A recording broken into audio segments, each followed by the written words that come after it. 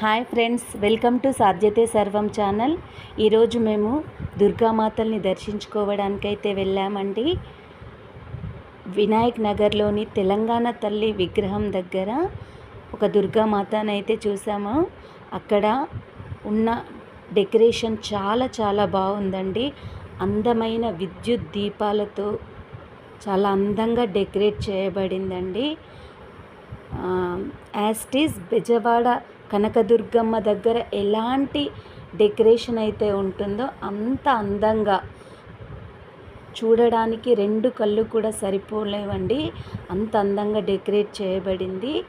అక్కడ ఆ దీపాల వెలుగులో అమ్మవారిని అయితే చూస్తుంటే రెండు కళ్ళు సరిపోవట్లేదండి, అంత బాగుంది.